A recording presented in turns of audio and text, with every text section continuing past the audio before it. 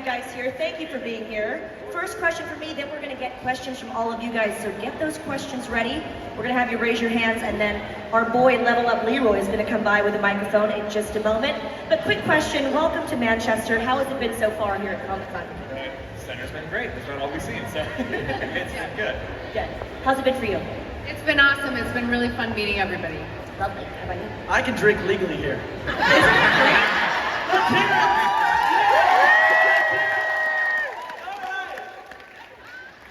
We're applauding that. You're in the right place is what they're trying to say. Well, Manchester is a fun town. We know we're excited to have all of your questions, but another question from me quickly. So Superman and Lois, obviously, big fans. You got a great sellout crowd here, but there have been so many different iterations of Superman. Before you got onto the show, what were some of your favorites? I've not seen, I saw like one episode of Lois and Clark, I think, when I was a kid. But that's the only thing I've seen. Yeah, and I'm kind of keeping it that way until we're done, just so I don't have anything in my head of what someone else has or hasn't done before. And yeah, so I got a big like binge session ahead of me, hopefully a few years from now. That's a good point. So you didn't want to kind of get other people's interpretations of Superman. Too many things going on in here.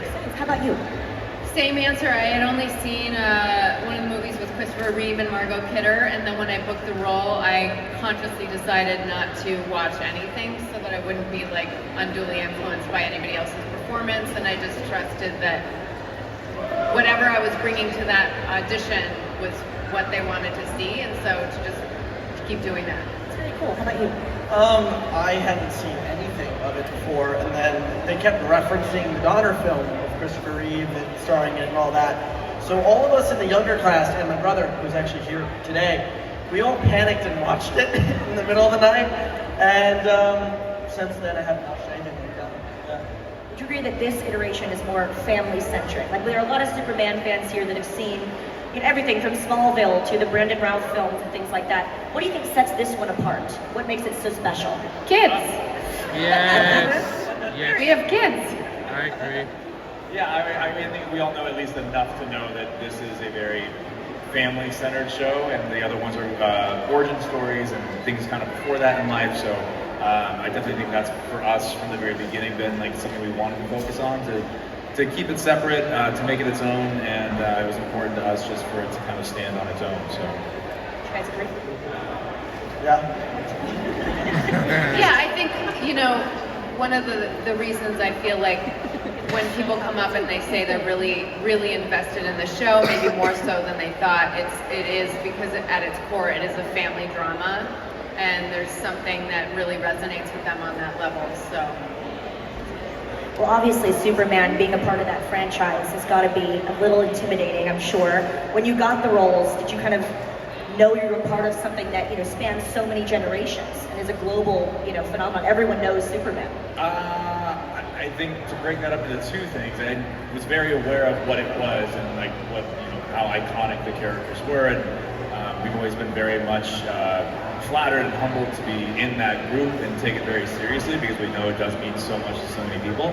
But weirdly, I don't know why, this is just like a strange thing, but I had a really great meeting with Greg Berlanti, who's kind of like the mastermind behind all of the CWDC shows, and when I first met with him and had a meeting about, it was just a general meeting is what I was told, and then we started talking about Superman, and he asked me if that'd be a character I'd be interested in playing, and I said sure. So we talked about the character and kind of just said like, this is who I think he is and what he stands for and like his core values and everything, and that meeting went really well, and then I got the offer for the job. And so for me, it's always just been a big vote of confidence from him that whatever we discussed in that meeting was how he saw it as well. So it's been something he just kind of committed to, and if people love it, great. If they don't, sorry.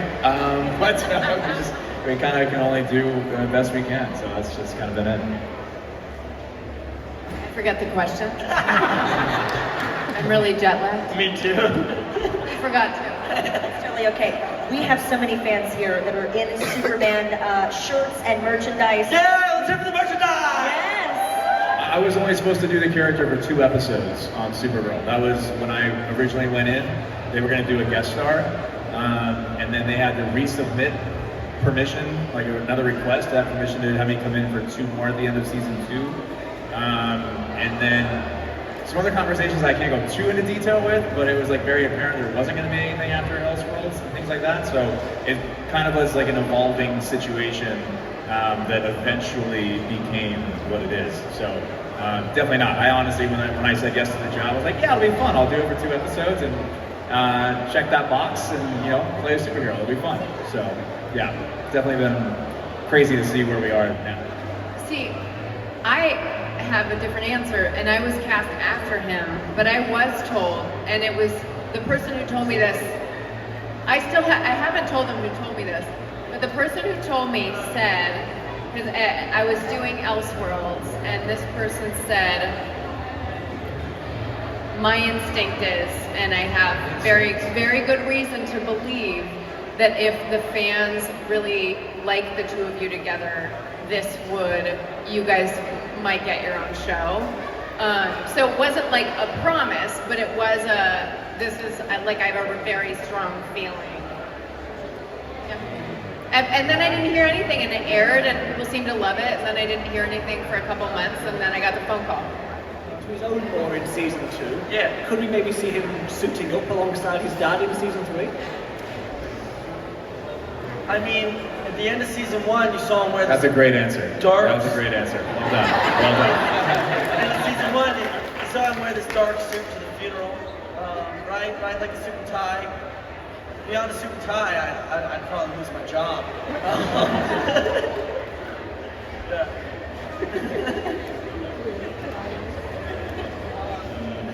Basically, I want to ask, so obviously you know with the DC universe is changing. So the multiverse is a thing. It got made a thing when Grant met Ezra, and obviously Comic-Con, Dwayne Johnson came with the Black Adam. There's been rumours that obviously you're not going to tell me if you knew that Michael B. Jordan will be playing Val Zod, Superman Earth 23. You got Tom Welling, Smallville Superman. So what do you guys think of possibility of the crossover of the multiverse that you guys may end up one day on the big screen and the small screen and all the screens? For me, it's funny. When I was younger, I've been doing this for a long time now, but when I was younger, there was such a difference between film and TV. And I think the way that people take in stories now, whether it is on going to the cinema or watching it at home, that gap is closed significantly. There's obviously, I mean, you go and see DC Marvel movie on the big screen that has hundreds of millions of dollars, if not more than that, as a budget. There's obviously going to be a difference, but storytelling really has become more and more comparable. So for me, it's if it happens and the story is great, amazing. If the story is better for us staying where we are, to me, it's honestly not as much of a difference anymore. I'm happy to service whatever the fans would be happiest and most excited to see, and creatively what we can make the best. So if that ends up being something on the big screen, that'd be awesome. If it ends up being just what we're still doing now, that's also awesome. So whatever gives you guys the best content of what we're doing is what I'm up for. So Tyler, you've had 2 opportunities now to play a variation of an evil Superman. I'm just wondering what if you had to get into a certain headspace to do either of them, be that Black Suit or Bizarro. I think it's just finding a different motivation. You know, I mean, with those characters, you always try to approach it from their point of view. They're not evil. They think they're doing what they think is right. So you have to kind of find why they believe that. So it's really just finding what their motivation is. And so it's, for Superman, it's something very specific, and for those guys, it's something very, very opposite of that, to be honest. So it's just finding that and focusing on that. But nothing too crazy. I didn't have to like hide from everybody on the set or anything like that. I actually would say that the Bizarro episode that we shot, Yeah, I was just going to bring that was up. one of the most fun. What's that?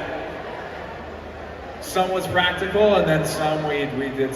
They did a lot of really creative stuff. I will say our special effects team is incredible, and everybody on our show, all the departments do such an incredible job with the budget that we have. Everyone stretches that beyond what they should be able to do with it. So it's really a testament to how talented they all are.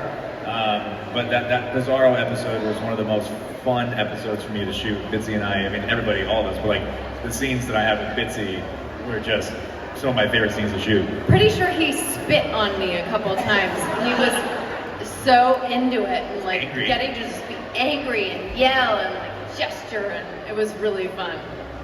No one recognized me. I had my hair straight. It was actually my idea to put the hair straight. I'm like, screw it, I'm not doing much in this episode. They kind of let me do it. Yeah, but I walked into set that day and no one knew who I was. They thought I was like some PA. They got lost. I'm like, what are you doing here? And I look up, they're like, Alex. Look up at them like, don't talk to me, I'm in my darkness. Right, I really went method for that. All 5 lines. True method actor. Right? Hi, I was wondering if you play any ranks on set, and if you do, what's the best one? I don't know which one he's laughing at right now. There was a time, I think Tyler, like, very lightly pranked Bitsie, and then Bitsie tried to retaliate by crawling under Tyler's chair. And I don't know if you remember, so there's a cast tent where we all sit, and the chair is like here above. She tried to crawl from underneath the tent and around to scare him in some strange way, and we were, under the chair, but then she got stuck under the chair, and it was a whole ordeal. It was... True story. Yeah. It's one of my few limited pictures on Instagram. Bitsie's stuck underneath the chair. I would say we don't have a ton of time for a lot of practical jokes, but we do get some good like scares in every once in a while, here and there. We'll sneak those in. There's always a good time for that. I mean, I got you pretty good this past season. With what? It was something with like Tyler thought he was John. I mean, that was like pretty good. I'm not gonna go into too much detail. I'll just say she got me really good. Yeah. She got me really, really good. That was, yeah. One day. When the show's done, I will elaborate on that story.